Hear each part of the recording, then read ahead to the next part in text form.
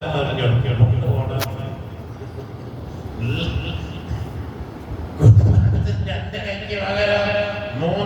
കൈ വെക്കാൻ എന്നോട് ആര് പറഞ്ഞത് ചങ്ങോട്ടെടുക്കും കുപ്പായടിച്ചാല് അതുകൊണ്ട് ഏൽപ്പിച്ച പണി ഏൽപ്പിച്ചതനുസരിച്ച് എന്ത് ചെയ്യാം.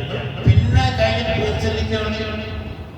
33 അല്ല പറഞ്ഞ 33 അല്ല, 34 എല്ലാം പറഞ്ഞാലേ 34 ഉള്ളൂ. 33 ചെല്ലിയാൽ അതിന്റെ കൂലിയാണ് അൻസാരികൾക്ക് കിട്ടുന്ന സ്വർഗത്തിലേക്കുള്ള കവാടം തുറക്കപ്പെടുന്നത്. അത് അധികാരം പറഞ്ഞിങ്ങനെ വലിയ ആളൊന്നും ആവണം. ഞാനിങ്ങനെ ഒരുപാട് ഹദീസുകൾ പരിശോധിച്ചു. എന്തിനെന്ന് ചോദിച്ചാല് ചിലരിപ്പം പിന്നെ ഈ മോടി കൂട്ടാൻ വേണ്ടിയിട്ട് ചില പ്രയോഗങ്ങളൊക്കെ കുറച്ചധികം അതൊക്കെ പിന്നെ ഒരു ഉദാഹരണം ഞാൻ പറഞ്ഞുതരാം. ഹദീസിൽ ഇപ്പോൾ ഉള്ളത് നിങ്ങൾ തമ്മിൽ കണ്ടുമുട്ടിയാൽ സലാം പറയണം. എങ്ങനെ സലാം പറയേണ്ടത്? അസ്സലാമു അലൈക്കും വറഹ്മത്തുള്ളാഹി. ഞാൻ കണ്ട നോക്കിയ ഹദീസിലൊക്കെ അങ്ങനെ അസ്സലാമു അലൈക്കും വറഹ്മത്തുള്ളാഹി അല്ലെങ്കിൽ അസ്സലാമു അലൈക്കും. അതാണ് സലാമിന്റെ ഏറ്റവും ചുരുങ്ങിയ രൂപം. അങ്ങനെ ഞാൻ സലാം പറഞ്ഞാൽ മടക്കുന്ന ആള് ഏറ്റവും ചുരുങ്ങിയത് കുറച്ചുകൂടി കൂട്ടണം. വഅലൈക്കുമുസ്സലാം എന്ന് പറഞ്ഞാൽ കൃത്യമായി. ഇദാ ഹയ്യിതും ബിതഹിയ്യത്തിൻ ഫഹയ്യൂ ബിഅഹ്സന മിൻഹാ ഔ റുദ്ദൂഹാ. ഖുർആൻ സലാം മടക്കുന്നതിനെ പറഞ്ഞ ആയത്ത് അതാണ്. വഇദാ ഹയ്യിതും ബിതഹിയ്യ, നിങ്ങൾക്ക് തഹിയ്യത്ത്, നിങ്ങളുടെ തഹിയ്യത്ത് എന്ന സലാമാണ്. നിങ്ങൾക്ക് സലാം പറയപ്പെട്ടാൽ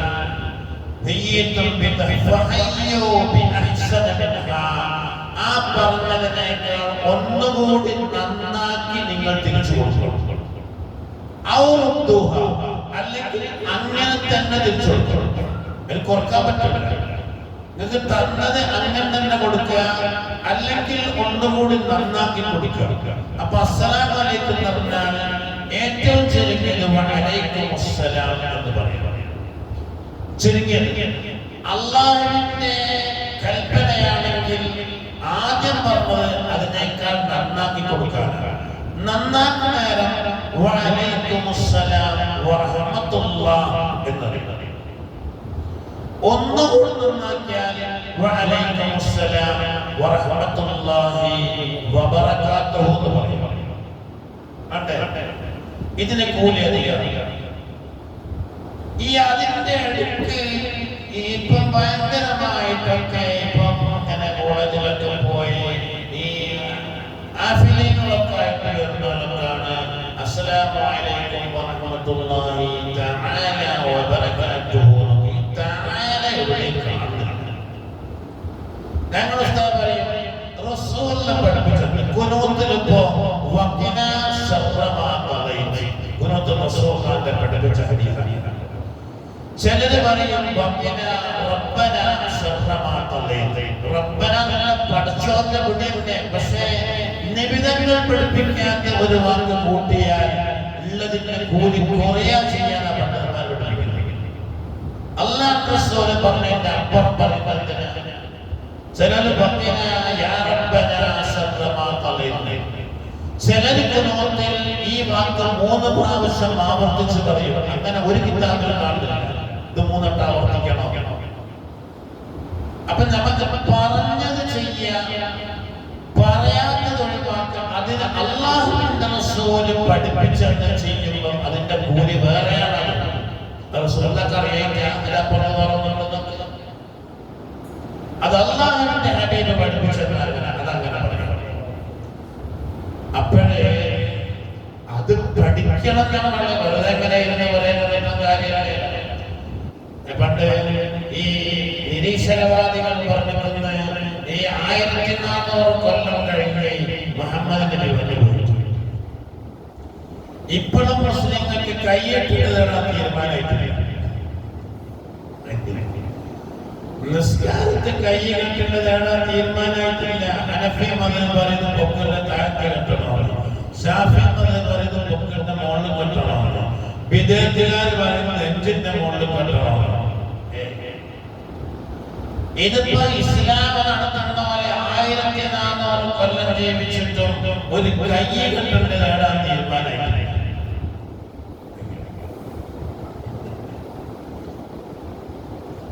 അപ്പൊ നമ്മൾ ചെയ്യുന്നതായ എങ്ങനെ ഓരോരുത്തർക്ക് തോന്നുന്നത് പോലെ ചെയ്യാനല്ല പ്രവാചകന്മാരെ അല്ലാഹുവിന്റെ റസൂലിനെ ഖുർആനായത്തിറക്കുമ്പോഴേ അതിനെ വിശദീകരിച്ചു കൊടുക്കുന്നത് അല്ലാഹുവിന്റെ റസൂൽ. ചേകനൂർ വിശദീകരണത്തിലേക്ക് പോയിട്ടാണ് മൂന്നോത്തിന്റെ അളവ് ഹബീബ റസൂലിനെ വിശദീകരിച്ചപ്പെടുത്തൽ അഞ്ചോത്തുള്ളത്. ചേകനൂർ ഖുർആൻ മാത്രം നോക്കി വിശദീകരിച്ച് റസൂലുള്ളാഹിയിലേക്ക് പോയില്ല. അപ്പോൾ എന്തായി? മൂന്നോത്ത്. ഇങ്ങനെയുള്ള പറ്റി പറയുന്നത് ആദ്യം സുന്നിയായിരുന്നു. വാക്യാത്തിലൊക്കെ പഠിച്ചിട്ടുണ്ടായിരുന്നു, വാക്കവ്യാപാരങ്ങളെ പഠിച്ചിട്ടുണ്ട്. അത് സുന്നിയായി, പിന്നെ മുജാഹിദായി, പിന്നെ നിരീശ്വരവാദിയായി, പിന്നെ എന്താ സ്വന്തം മുതലം മുതലായി, പിന്നെ കാണാണ്ടായതായി. അപ്പോൾ എന്തിനാണ് ഖുർആനിനെ നാം ഇറക്കുന്നത്?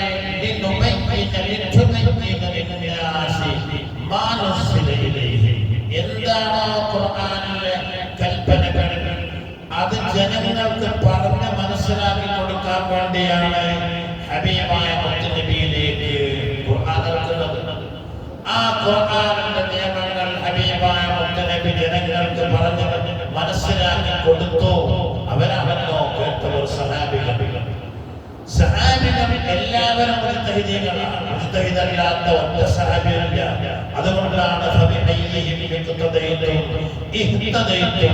അവരെ ആരെ പിൻപറ്റിയാലും നിങ്ങൾ സന്മാർഗത്തിലാണ് എന്ന് ഹബീബായ മുഹമ്മദ് റസൂലുള്ളാഹി. നമ്മളതൊക്കെ ആലോചിക്കണം. 20 റക്അത്ത് തറാവീഹ് ജമാഅത്തായി നിസ്കരിക്കപ്പെടുന്നത് മഹാനായ ഉമർ ഇബ്നു ഖത്താബ് റളിയല്ലാഹു അൻഹു കാലത്താണ്. അല്ലാഹുവിന്റെ റസൂലിന്റെ വഹി എഴുതിക്കൊണ്ടിരുന്ന സഹാബിയെ ഇമാമാക്കി നിർത്തിയിട്ട് ആ നേതൃത്വത്തിലാണ് 20 റക്അത്ത് തറാവീഹ് നിസ്കരിക്കപ്പെടുന്നത്.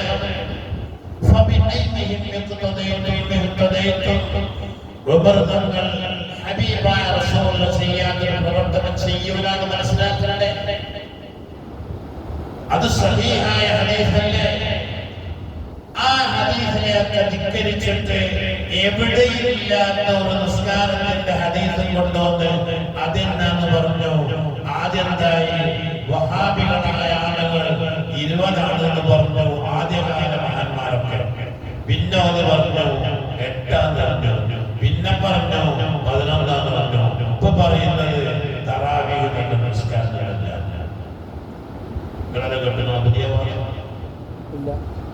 അങ്ങനെ റമദാനിൽ പ്രത്യേകമായ ഒരു നിസ്കാരം ഇല്ല എന്ന് വിശ്വസിക്കുന്നു വഹാബികൾ ജമാഅത്തെ ഇസ്ലാമി. അങ്ങനെ നിസ്കാരമില്ല. പിന്നെ അത്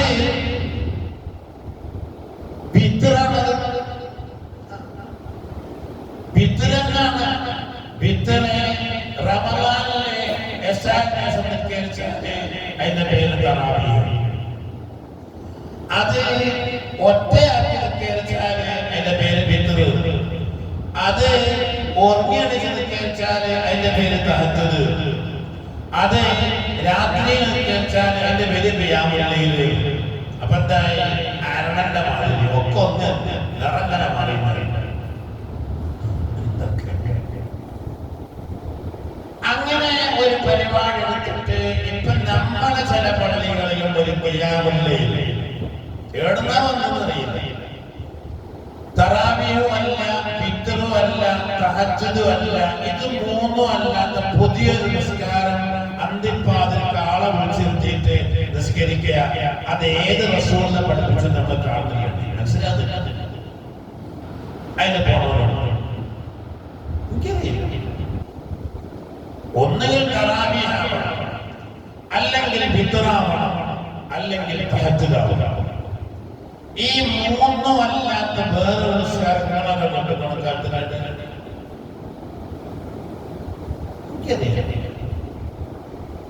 പക്ഷെ എന്താ മനുഷ്യന്മാരെ എന്താന്ന് മനസ്സിലാകുന്നില്ല. പിന്നെ തട്ടിപ്പിലും ഇതിലൊക്കെ എന്ത് പറഞ്ഞാലും വീണ്ടും വീണ്ടും വീണ്ടും മനസ്സിലാക്കുക. പണം ഇരട്ടിപ്പ് തട്ടിപ്പ് എന്നൊക്കെ പറഞ്ഞിട്ട് പിടിക്കപ്പെട്ടാലും പിറ്റേന്ന് പിന്നെയും കൊടുക്കുക പൈസ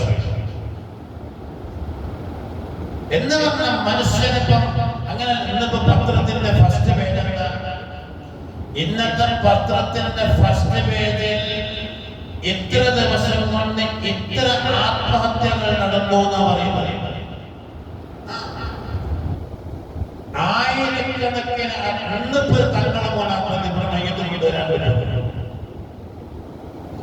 എന്താണ് മനുഷ്യന്മാർക്ക് പറ്റിയത് എന്ന് പറഞ്ഞാൽ ഇപ്പോഴേ ബുദ്ധിക്ക് ജീവനില്ലാത്തൊരു കാലത്തേക്ക്. ബുദ്ധിക്ക് ജീവനില്ല. എന്താ ബുദ്ധി? പണ്ടാരാ പറഞ്ഞതുമാണ്, നിങ്ങളെ നമ്മളൊക്കെ സ്കൂളിൽ പഠിച്ചൊരു കാലമാണ് അല്ലേ? ഞാനൊക്കെ സ്കൂളിൽ പഠിച്ച കാലത്ത് സ്കൂളിൽ SSLC-യിൽ ജയിക്കാൻ കിട്ടേണ്ട മാർക്ക് 210 മാർക്കാണ്.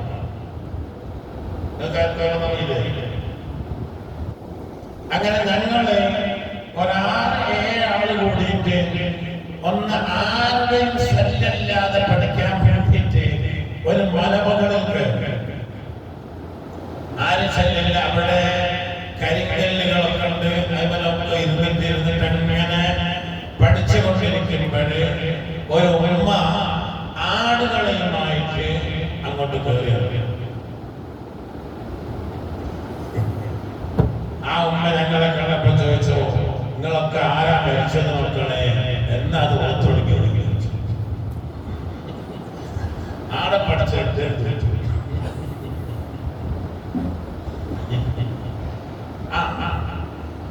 അവിടെ ഞങ്ങൾ പഠിച്ചിരുന്ന ഏറ്റവും ബുദ്ധിയുണ്ടായിരുന്ന അയാൾക്ക് മാത്രം 210 മാർക്ക് കിട്ടി. ബാക്കി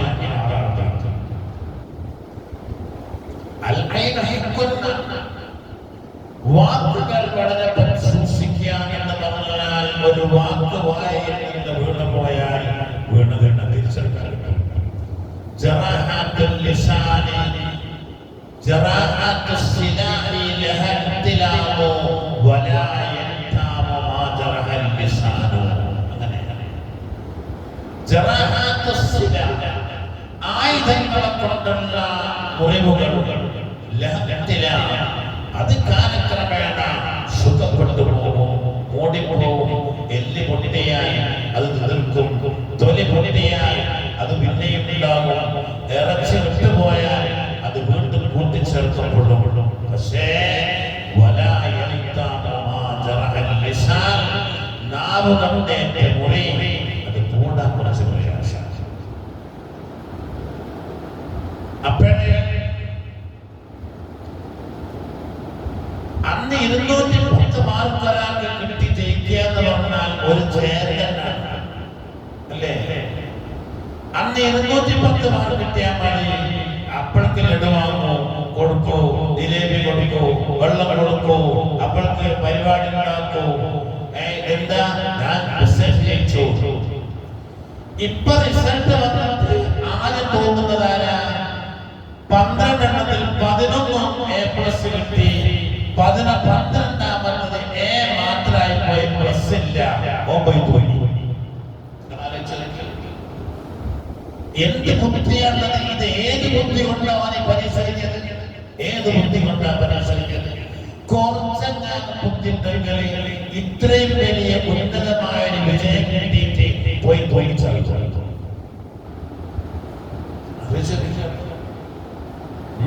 മനുഷ്യനായിട്ട് ഇങ്ങനെ നടക്കണമെന്നല്ലാണ്ട് മറ്റേ സാധനത്തിന് ജീവനില്ലാതെ പോയതാണ് ഇതിനൊക്കെ പറ്റുന്നത്. ആ ജീവൻ നഷ്ടപ്പെട്ടപ്പോഴേ പിന്നെ മനുഷ്യന് ജീവിക്കണമെന്ന് ആഗ്രഹമില്ല. ഇത് ചെയ്താൽ എങ്ങോട്ടാ പോകാന്ന് പറയുന്നത്?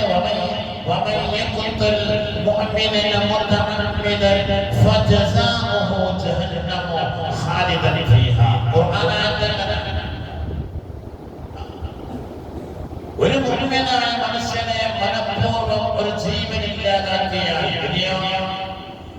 ഒരാൾ സ്വയമായിട്ട് ജീവൻ നഷ്ടപ്പെടുത്തിയത് എങ്ങനെയാണോ ആ രീതിയിലാണ് ആ മനുഷ്യന് ആഖിറത്തിൽ ശിക്ഷ കൊടുക്കുക. തൂങ്ങി വെച്ചതാണെങ്കിൽ ഓന നരകത്തിൽ അതെല്ലാം തൂങ്ങി വെക്കും. മലന്റെ മുകളിൽ നിന്ന് ചാടി വെച്ചതാണെങ്കിൽ ഓന നരകത്തിൽ അതെല്ലാം ചാടി വെക്കും. ബിൽഡിങ്ങിന്റെ മുകളിൽ നിന്ന് ചാടിയതാണെങ്കിൽ ഓന നരകത്തിൽ അതാ പണി. അങ്ങനെ തന്നെ ഹദീസുള്ളത് പർവ്വതത്തിന്റെ മുകളിൽ നിന്നാണ് ചാടിയതെങ്കിൽ ഓന നരകത്തിൽ അതിനാണ് എന്റെ മുടുക്കുക ചാട, എന്റെ മുടുക്കുക ചാട, മറ്റോ തൂങ്ങ. ഇതൊന്നും മനസ്സിലാക്കി കൊടുക്കാനോ മനസ്സിലാക്കാനോ ഉള്ള ബുദ്ധിയില്ലാതായി പോയാൽ സർവ്വം നഷ്ടപ്പെട്ട് ഇപ്പം പ്ലസ് ടു അല്ല പിന്നെ 11 എ പ്ലസ് കിട്ടി, 1 എ ആയി പോയത് തൂങ്ങിയാല് മറ്റേ എ പ്ലസ് ആകുക, എല്ലാം മൈനസ് ആയി. പ്ലസ് എന്നല്ല ആ പ്ലസ് കൊണ്ട് എന്ത് ഉപകാരമുണ്ടായി അതൊന്നും ആലോചിച്ചു എന്ന് പറഞ്ഞാൽ അതിലേക്ക് പോലും മനുഷ്യന്റെ ചിന്ത വരാനുള്ള ഒരു ചിന്താശക്തി പോലും നഷ്ടപ്പെട്ട ഒരു കാലമായി പോയി. അല്ലാഹു നാഫിയായി തരട്ടെ. അല്ലാഹു നമ്മയൊക്കെ അവരുടെ മുത്തഖീങ്ങളിൽ പെടുത്തി തരട്ടെ. അപ്പോൾ എന്താണോ ഹബീബായ റസൂലുള്ളാഹി അബ്ദുല്ലാഹി ഇബ്നു ഉമർ എന്ന സഹാബി, ഈ സഹാബിയെ കുറിച്ച് പറയാൻ മുത്തബിഉ സുന്ന എന്ന് പറഞ്ഞാൽ യഥാർത്ഥത്തിൽ അതിന്റെ ശരിയായ അർത്ഥം പറയുകയാണെങ്കിൽ നബിതങ്ങളുടെ ഫോട്ടോസ്റ്റാറ്റ് അറിയാം. അല്ലാഹുവിന്റെ റസൂൽ എന്താണോ ചെയ്തത് അത് എന്തിന്. ഒരിക്കലും യാത്രക്കിടയിൽ ഒരു സ്ഥലത്തെത്തിയപ്പോ കൂട്ടുകാരോട് കുറച്ചപ്പുറത്ത് പോയി അല്പനേരം ഒന്നിരുന്നു എണീറ്റ് വന്നു. നിങ്ങൾ എന്താ ചെയ്തത്? നിങ്ങൾ ഈ ചെയ്തതില്ല. അത് ഞാൻ ഹബീബായ നബിതങ്ങളോടൊപ്പം ഇതിലൂടെ ഒരു യാത്ര ചെയ്യുമ്പോൾ അന്ന് ഹബീബായ റസൂലുള്ളാഹി ഇവിടെ ഒന്നുകിൽ ഖലാഉൽ ഹാലത്തിനാവും. ഇപ്പോൾ ഇബ്നു ഉമർ ഖലാഉൽ ഹാലത്തിലെങ്കിലും അന്ന് റസൂലുള്ളാഹി ഇരുന്നൊരു സ്ഥലല്ലേ, അത് ഒഴിവാക്കാൻ പറ്റൂല. അവിടെ ഇരുന്നിട്ട് പോകുക, അതാണ് ഇത്തിബാ. എന്തിന് എന്ന് ചോദ്യമില്ല. ഇത്തിബായിൽ എന്തിന് എന്ന് ചോദ്യമില്ല. അതങ്ങനെ തന്നെ ചെയ്യാം, അതാണ്. അപ്പൊ നമ്മളോട് കൽപ്പിക്കപ്പെടുന്നത് മഹാന്മാരായ പണ്ഡിതന്മാരെ ഹദീസുകളെ ആയത്തുകളെ ഇമാം ശാഫിഈകളെ കുറിച്ച് എന്താ പറയുന്നത്? ഇമാം ശാഫിഈ തങ്ങൾ ഇജ്തിഹാദ് ചെയ്തിട്ട് ഒരു നിയമം, ഇതാണ് ഇസ്ലാമിന്റെ ഹുക്മ് അല്ലെങ്കിൽ ഒരു കർമ്മശാസ്ത്ര വിധി, ഒരു അഭിപ്രായമായി രേഖപ്പെടുത്തണമെങ്കിൽ 300 പ്രാവശ്യം ഖുർആൻ നോക്കാറുണ്ടായിരുന്നു. എന്തിന്? ഞാൻ ഈ രേഖപ്പെടുത്തപ്പെടുന്ന വിഷയം ഖുർആനെതിരാകുമോ എന്ന് പരിശോധിക്കാതെ ഒരു വിധിയായിട്ട് രേഖപ്പെടുത്തിയിട്ടില്ല എന്ന് പറഞ്ഞാൽ അവരൊക്കെ സുഹൃത്തുക്കളാണ്. എന്നിട്ട് ലാസ്റ്റ് പറയും ഇൻ സഹൽ ഹദീസു ഫഹുവ മുദ്ഹബി. അതാണ് വിദഗ്ധരെ വിളിക്കുക. അതേ കണ്ടാണ് ഇൻ സഹൽ ഹദീസു ഫഹുവ മുദ്ഹബീന.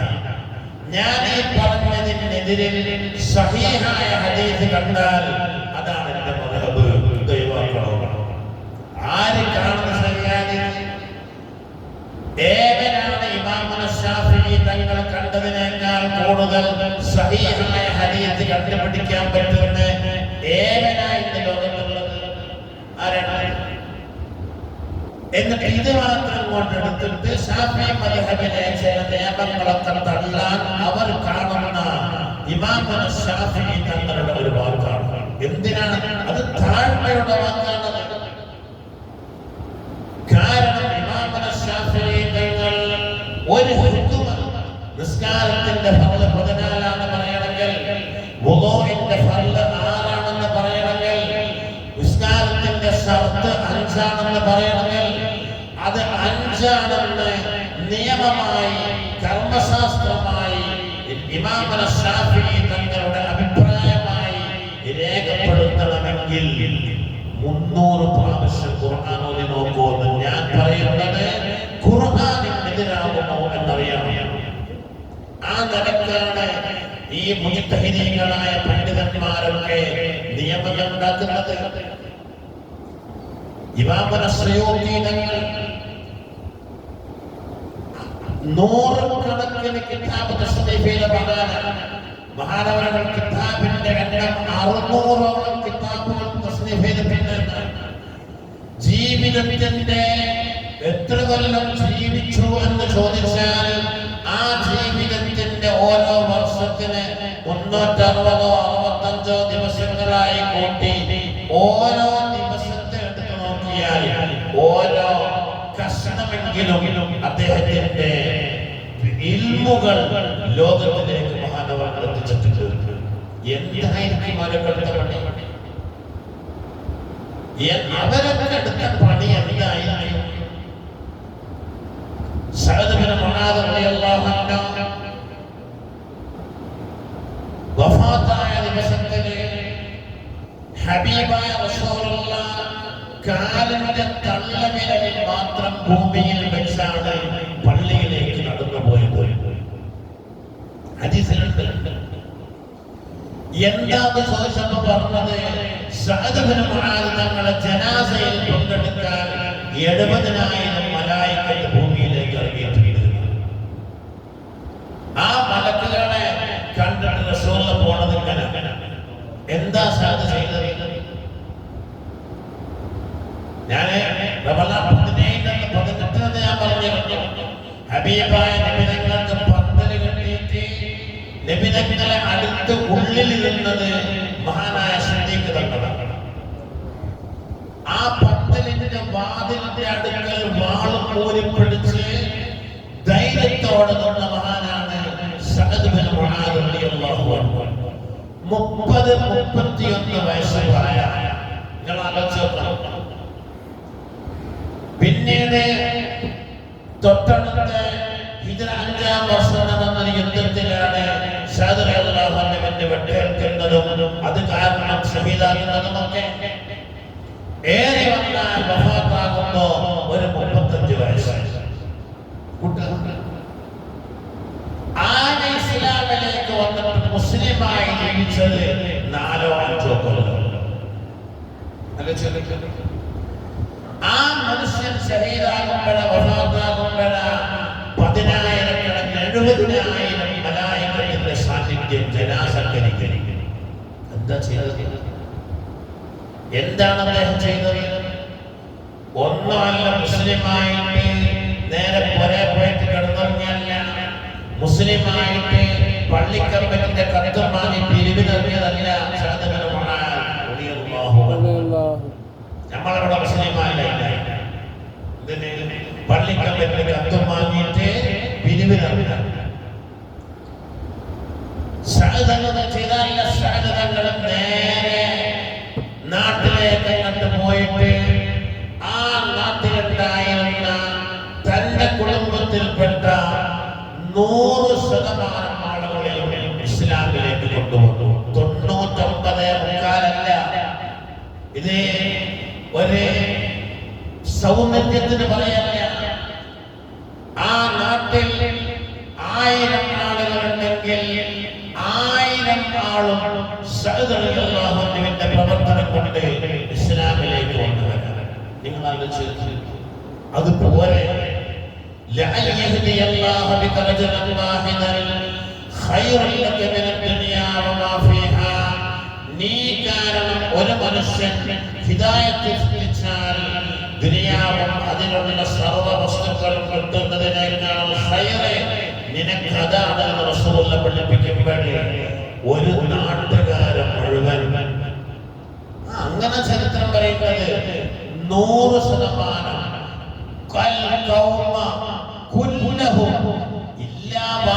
പോലും പറഞ്ഞിട്ടില്ല. നാട്ടുകാരൻ മുഴുവൻ ഇസ്ലാമിലേക്ക് കൊണ്ടുവരുന്ന പ്രവർത്തനം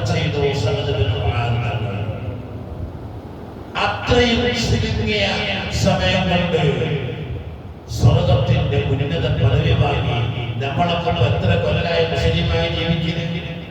എത്ര കൊല്ലായി? ഏറ്റവും ശരിക്കും നമ്മളെ നമ്മൾ നോക്കും.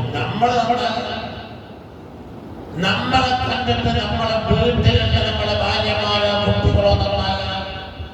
അങ്ങനെ ഒരു സംഭവം പോലും നമ്മളെ കൊണ്ട് നടക്കുന്നില്ല എന്ന് പറയുന്ന നേരം നമ്മളും അവരൊക്കെ ഏറ്റവും മുന്തിയ ആൾക്കാർ നമ്മളല്ല.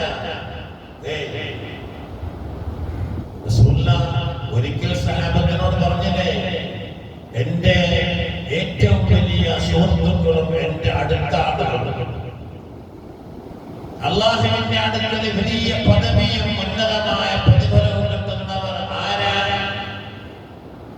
ഏറ്റവും മുന്തിയതാരാ?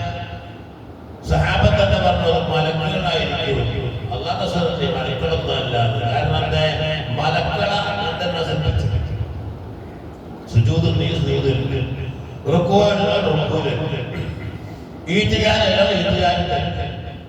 ചിലരെ ഈ പിന്നെ കഴബത്തിന്റെ നേരെ മുകളിലുള്ള ഒരു ബൈത്തുൽ മഅ്മൂർ, ഈ ബൈത്തുൽ മഅ്മൂർ തവാഫ് ചെയ്യാനാണ് ചില മലക്കളെ പണി. അതൊരു ദിവസം ഒരു മലക്കളം തവാഫ് ചെയ്യും. ഇന്ന് നേരം അടുത്ത് നാളെ നേരപ്പോഴും ഒരേ മലക്കൾ ബൈത്തുൽ മഅ്മൂർ തവാഫ് ചെയ്യും. ഒരു ബൈത്തുൽ മഅ്മൂറിൽ കയറിയ മലക്ക് രണ്ടാമത്തെ കയറി തവാഫ് ചെയ്യാൻ കഴിയാറില്ല. മലക്കളത്തിലുണ്ടാവും. അത് ചില ലൈലത്തുൽ ഖദറിന് ഭൂമിയിലേക്ക് ഇറങ്ങുന്ന പ്രത്യേകം മലക്കുകളാണ്.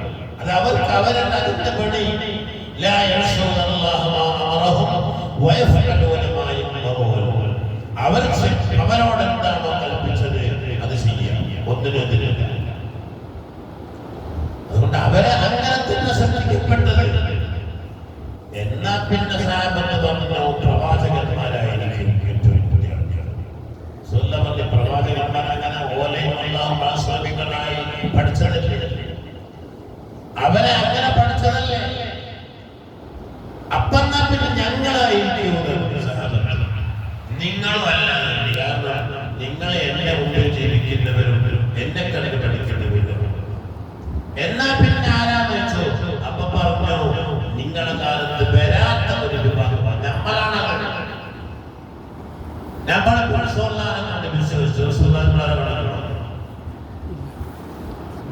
എന്തെങ്കിലും ഒന്നല്ല. അള്ളാഹുവിന്റെ ഹബീബ് പറഞ്ഞു, നമ്മക്ക് അംഗീകരിക്കുന്ന പണ്ഡിതന്മാർ പറഞ്ഞപ്പം ആമന്ന സല്ലല്ല അതെന്നെ എന്ന് പറഞ്ഞ് വിശ്വസിക്കുന്നവരാണ്. ഈമാൻ ഏറ്റവും തിളങ്ങുന്ന ആളുകൾ നമ്മളാണ്. ഹബീബായ മുഹമ്മദ് റസൂലുള്ളാഹി അത് കൊണ്ടുവരണം. അപ്പൊ പറഞ്ഞതുപോലെ ചെയ്യാൻ, അതിന്റെ അപ്പുറമൊന്നും ചെയ്യാതിരിക്കുക. അത് വേണ്ട. പറഞ്ഞ ചെയ്താൽ മതി. 5 വക്ത് നിസ്കരിക്കുന്ന ഒരാളെ 6 വക്ത് നിസ്കരിക്കേണ്ടത് അത് തെറ്റായി മാറും. ലോഹറിന്റെ മുമ്പ് 4 വക്ത് റസൂലുള്ളാഹി പറഞ്ഞത്, എനിക്ക് ആരോഗ്യം 60 സമയമൊക്കെ ഉണ്ട്, ഞാൻ 6 കേൾക്കുന്നത്.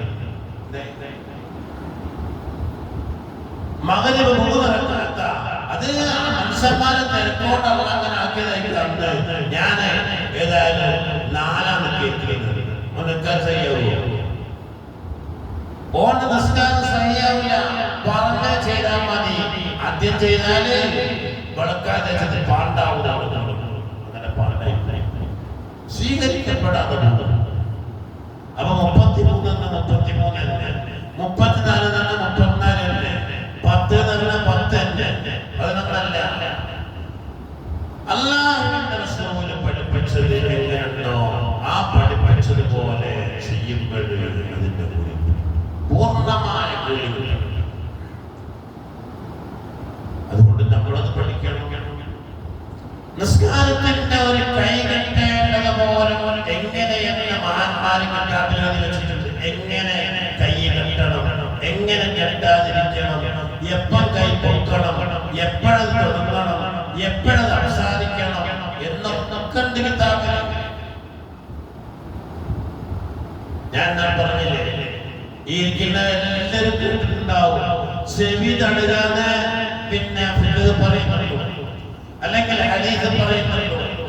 അതെങ്ങനെ തടയണം എന്ന് റസൂലുള്ളാഹി കണ്ടുപിടിച്ച സഹാബികളിൽ നിന്ന്, കണ്ടുപിടിച്ച താബിഈകളിൽ നിന്ന്, കണ്ടുപിടിച്ച താബിഈകളിൽ നിന്നുള്ള മഹാന്മാര് കിതാബുകൾ രേഖപ്പെടുത്തിയപ്പോ ഇങ്ങനെയാണ് തടയേണ്ടത് എഴുതി വെച്ച്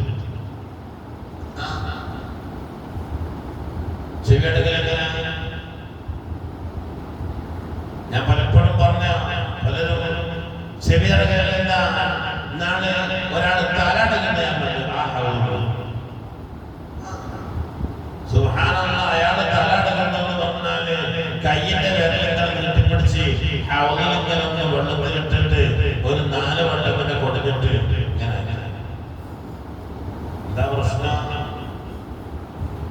നമ്മളെ ശരീരത്തിന് നമ്മളെ ഏറ്റവും ആദരിക്കുന്ന ബഹുമാനിക്കുന്ന ഒരു സാധനമാണ് രോമം, മുടി. ചെറുപ്പക്കാർക്ക് അതിലേക്ക് നടക്കൂല.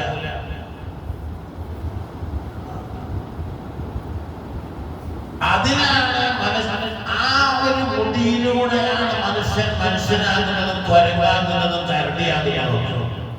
മൊത്തം നോക്കിയാൽ പള്ളിയിൽ തന്നെ ഒരു തൊപ്പിങ്ങനെ ഇട്ടാൽ വിചാരിക്കാം അവനെ മൊട്ടടിച്ചാൽ വരുന്നത്. കാരണം ഇവിടെ ഒന്നും കൂടി ഉണ്ടാവില്ല.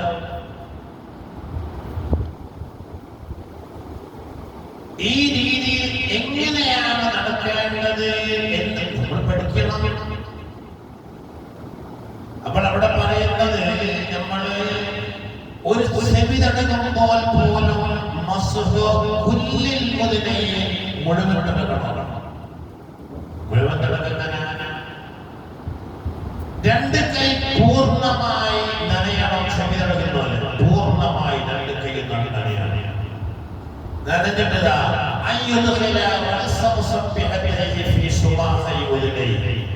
ചെവിക്കുള്ളിലുള്ള കുണ്ടിലേക്ക് അവന്റെ 2 ചൂണ്ടുവിരൽ പ്രവേശിപ്പിക്കണം. ആദ്യം മറ്റേ വെള്ളം അവിടെ കൊണ്ടുണ്ടാകും. എന്നിട്ട് ആ കൈവിരലിനെ ചെവിക്കുള്ളിലുള്ള ചൊടിഞ്ഞ സ്ഥലങ്ങളിലെല്ലാം ഒന്ന് കറക്കണം, പണിയെടുക്കണം.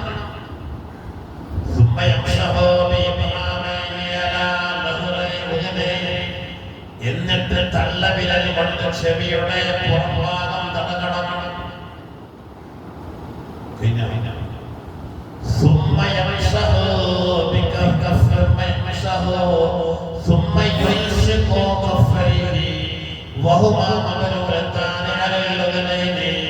പിന്നീട് നനഞ്ഞ കൈകളെ ചെവിയുടെ വേദന ചേർത്ത് പിടിക്കണം. അപ്പോ അങ്ങനെ ചെവിയുടെ ഞാൻ കേട്ട് പഠിച്ചില്ല. വേറെ പഠിച്ചിട്ടില്ല. പഠിപ്പിക്കലുടെ മോളെ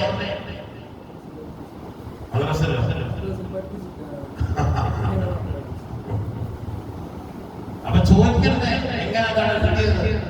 മദ്രസ പഠിപ്പിച്ച് ചെവി 2 തടവുക, തല തടവുക, തലയിൽ നിന്ന് അല്പം തടവുക. ഉദൂന്റെ സുന്നത്തുകള് തല മുഴുവനും തടവുക. ചോദിച്ചോ, തലയിൽ അല്പം തടവിലെങ്ങനെയാണ്, തല മുഴുവൻ തടവിലെങ്ങനെയാണ്? ആരും ചോദിച്ചില്ല. ഒരേ കെട്ടുപോയി. ഇപ്പൊ മദ്രസിന്റെ കാര്യം മദ്രസിലെ കൊല്ലം പരീക്ഷയ്ക്ക് പിന്നെ പരീക്ഷ നടത്തുമ്പോൾ എത്ര മാർക്കാണ്ടാകുക? 100 മാർക്ക്. 100 മാർക്കിൽ 100 മാർക്കിൽ എത്ര മാർക്ക് കിട്ടിയത് ജയിക്കും? അന്ന് നമ്മളൊക്കെ പഠിച്ച കാലത്ത് 35 മാർക്ക് കിട്ടിയത് ജയിക്കും. അല്ലേ? 35 എന്ന് പറഞ്ഞാൽ നിങ്ങൾ ആലോചിച്ച് നോക്കി, ഒരു പരീക്ഷയ്ക്കുള്ളത് നിസ്കാരത്തിന്റെ ഫർളുകൾ എത്ര ഏതെല്ലാം? 100 മാർക്കാണ്. അപ്പൊ യഥാർത്ഥ നിസ്കാരത്തിന്റെ ഫർളുകളുണ്ട് 14. ആ 100 മാർക്കിനെ ഡിവൈഡ് ചെയ്താൽ ഒരു ഫർള് എത്ര മാർക്ക് കിട്ടും? ഞാൻ കൂട്ടി നോക്കിയില്ലെങ്കിൽ ഇപ്പൊ 100ന് ഹരിക്കണം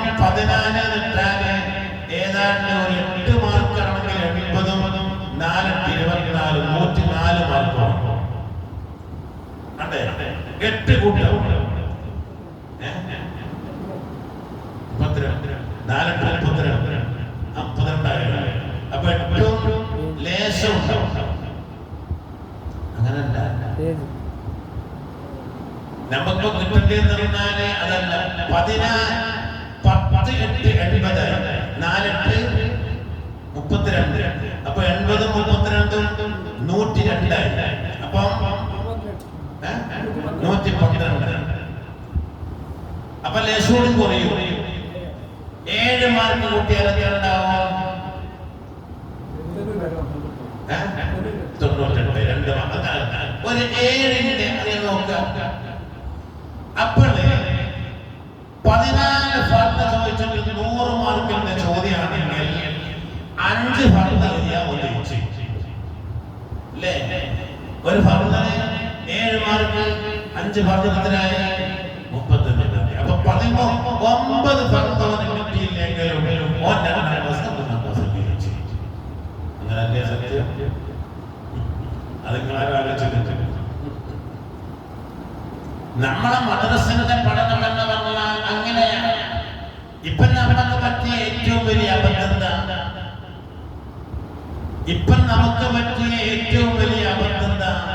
അബദ്ധം മദ്രസ 10ാം ക്ലാസ് വരെ ഏറി വന്നാൽ +2 വരെ. +2-ലുള്ള കുട്ടിക്ക് എത്ര വയസ്സ്? 17 വയസ്സ്. 10ാം ക്ലാസ്സിൽ നിന്ന് 15 പാസ്സായിട്ടുണ്ടെങ്കിലും +2-ൽ പഠിക്കാൻ വരുന്നത് 2-3 ആള്, ബാക്കി 13 ആൾ വരുന്നുണ്ട്. പിന്നെ അതിന് സമസ്ത കണ്ടൽ തീരുമാനമായിരുന്നു സ്വദേശി ദർസുകൾ കൊടുക്കുക എല്ലാ പള്ളിയിലും. ഇപ്പൊ മഗ്‌രിബിന്റെ ശേഷം കുട്ടികൾ വരട്ടെ. ആരും വരുന്നില്ല എന്ന് പറഞ്ഞാൽ ഈ സമുദായത്തിന് ഇപ്പം ഏറ്റവും വലിയ കുഴപ്പം 15 വയസ്സ് കഴിഞ്ഞാൽ കുട്ടികൾക്ക് ദീൻ പഠിപ്പിക്കാനോ പഠിക്കാനോ സംവിധാനങ്ങളില്ല. പഠിക്കാനുള്ള സംവിധാനം, പക്ഷേ പഠിപ്പിക്കാനായിട്ട് ഇപ്പൊ സ്വദേശി പറഞ്ഞിട്ട് സമസ്തയുടെ കോഴ്സാണ്. 3 കൊല്ലത്തെ കോഴ്സ്. അതിന് സിലബസ് ഉണ്ട്, അതിന് കിതാബുകളുണ്ട്, അതിന് പരീക്ഷയുണ്ട്, അതിന് സർട്ടിഫിക്കറ്റ് ഉണ്ട്. എത്ര നടക്കുന്നത് നമ്മളെ കാസർഗോഡ് ജില്ലയിൽ? നടത്താൻ അവർ തയ്യാറാവണം. നടത്തിയാൽ മക്കൾ വരുന്നത് എത്ര രക്ഷിതാക്കളെ പറഞ്ഞേക്കുന്നത്? സംവിധാനങ്ങളെല്ലാം പക്ഷേ ഉപയോഗപ്പെടുത്താൻ ആളെ കിട്ടുന്നില്ല. അപ്പൊ അതുകൊണ്ട് തന്നെ ഈ മക്കളൊപ്പം അയക്കുന്നവരിലേക്കും NDM-ലേക്കും തൂങ്ങിച്ചാവാനും പുഴ ചാടി മരിക്കാനും അതൊക്കെ ദീനില്ലാത്തതിന്റെ കുഴപ്പം തന്നെ. ദീനുണ്ടോ? ചെയ്യൂല. ദീനില്ലാത്തതിന്റെ കുഴപ്പം. അല്ലാഹു കാത്തിരക്ഷിക്കട്ടെ. അപ്പോൾ ഞാൻ പറയാൻ വിചാരിച്ചു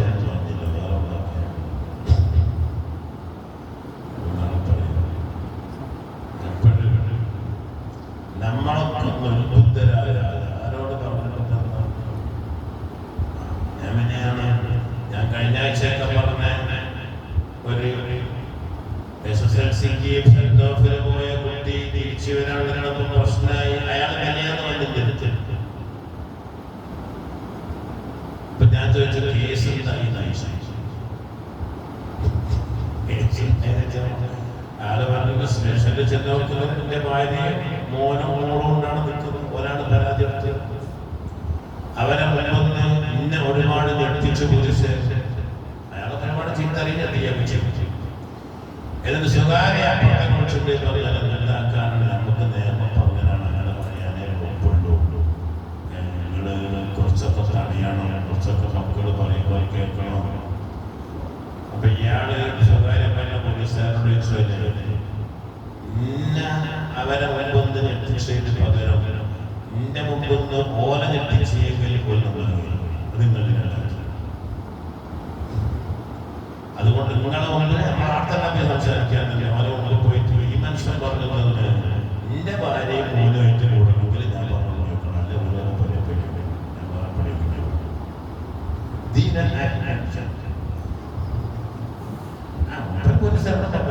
നിങ്ങൾ കേസെടുത്ത് കൊടുക്കും. കേസെടുത്ത് ജയിലിൽ കിടന്നു. എന്നാലും വില സഹിച്ചില്ല. അപ്പോൾ ഒരു കുടിക്കും. ഇപ്പൊ നേരെയായിട്ട് പോയാൽ പറയുന്നത്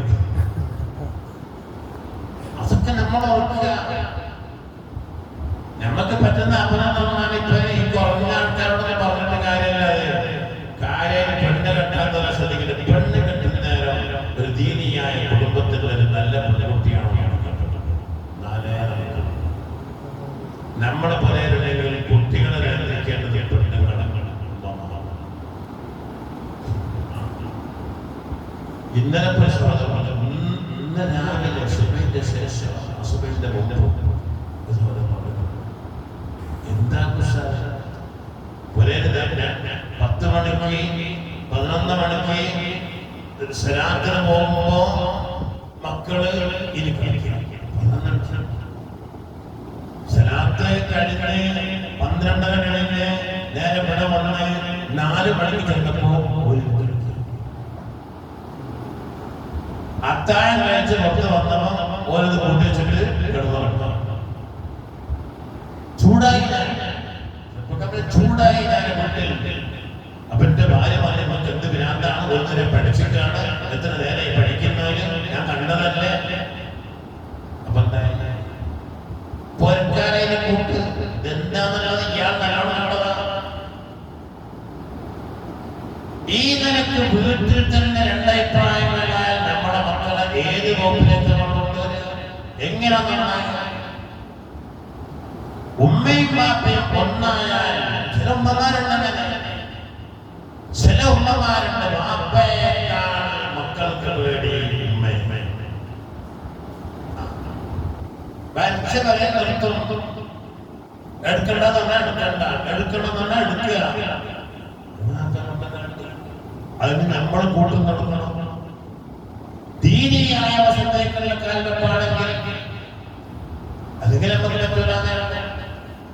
അപ്പൊ നമ്മളൊക്കെ ഒരുപാട് ഉത്ബുദ്ധരായി നമ്മളെ വീടുകളെങ്കിലും ഒരു ഇസ്ലാമിക ചട്ടക്കൂട്ടിലേക്കാക്കാൻ ഓരോ രക്ഷിതാക്കളും നമ്മൾ ശ്രദ്ധിച്ചാൽ കുറെയൊക്കെ മാറ്റം. ഇതിപ്പം ഭരണാധികാരികൾ ചെയ്യുന്നത് 2 കാര്യങ്ങൾ എപ്പോഴും പറയുന്നത്. ഒന്ന്, മക്കളെ നിയന്ത്രിക്കാനും ശകാരിക്കാനും ശിക്ഷിക്കാനുമുള്ള പണ്ടുണ്ടായിരുന്ന അധികാരം മാതാപിതാക്കളെ കൊടുക്കുക. അതിപ്പല്ല. വിദ്യാർത്ഥികളെ ശിക്ഷിക്കാനുള്ള അധികാരം അധ്യാപകർക്ക് കൊടുക്കുക. എന്നാൽ 90% സമുദായം നിങ്ങൾക്ക് തോന്നുന്നില്ല. ബാക്കി നിയമങ്ങൾക്ക് സമ്മതി, ബാക്കി നിയമങ്ങളിലൂടെയും ആകുമ്പോഴേ ഇപ്പോഴേ MDM എന്ന് പറഞ്ഞ സാധനമാണ് ഏറ്റവും 1 ഗ്രാമിന് ലക്ഷക്കണക്കിന് ഉൾപ്പെടുന്ന 3-4 ഗ്രാമെന്ന് പഠിച്ചാൽ കേസല്ലാതെ വെറുതെ വിടുക.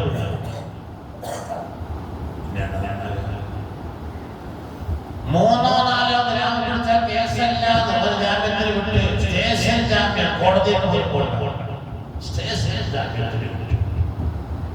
പോലീസുകാരോട് വെച്ചാൽ ഞങ്ങൾ ഉണ്ടാക്കാൻ നിയമമാണ്. പിന്നെന്ത് നിയമമാണ്?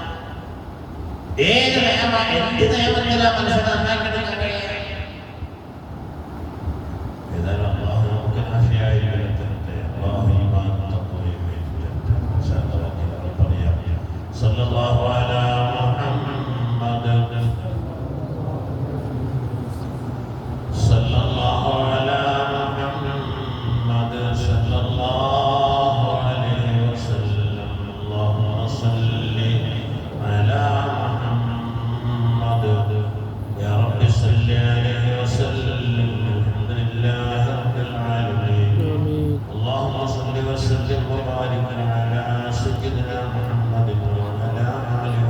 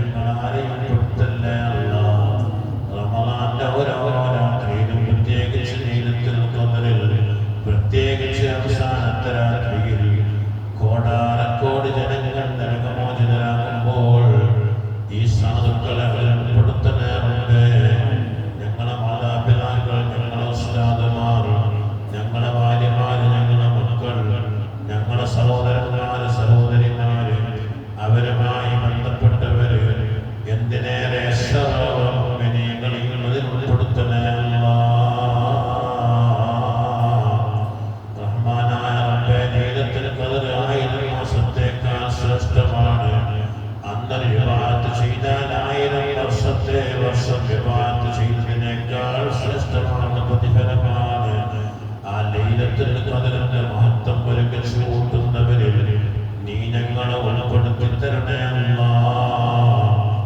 മുഖറബല്ലാഹി ജിബ്രീൽ അലൈഹിസ്സലാത്തു വസ്സലാം വന്ന് മുസാഫഹത്ത് ചെയ്യുന്ന മുഅ്മിനീകളിൽ ഞങ്ങളെ ഉൾക്കൊള്ളിക്കണേ റബ്ബേ. ഞങ്ങളെ സാലിഹീങ്ങളാക്കണേ അല്ലാഹ്. ഞങ്ങളിലുള്ള രോഗികളെ രോഗം ശിഫയാക്കി തരണേ റബ്ബേ. ഞങ്ങളെ മാതാപിതാക്കളുടെ ഉസ്താദുമാരുടെ ദുആ കൊണ്ട് വസിയ്യത്ത് ചെയ്തവരുടെ ചെയ്യപ്പെട്ടവരുടെ രോഗങ്ങൾക്ക് ശിഫ നൽകണേ അല്ലാഹ്. പടച്ചവനെ ദുനിയാവിൽ ഇസ്സത്തിലാക്കി തരണേ റബ്ബേ. അവസാനം പൂർണ്ണ ഈമാനോടെ മരിപ്പിക്കണേ അല്ലാഹ്. മരിച്ചുപോയ മാതാപിതാക്കളെ ഖബർ സ്വർഗ്ഗ പൂങ്കാവനമാക്കണേ റബ്ബേ. ഞങ്ങളെ ഖബർ നീ ഞങ്ങൾക്ക് രക്ഷയിലാക്കി തരണേ അല്ലാഹ്. പടച്ചവനെ മഹ്ശർ എളുപ്പമാക്കണേ റബ്ബേ. സിറാത്തിൽ രക്ഷപ്പെടുത്തണേ അല്ലാഹ്. നരകത്തെ തൊട്ട് ഇത്തിക്കാക്കണേ റബ്ബേ.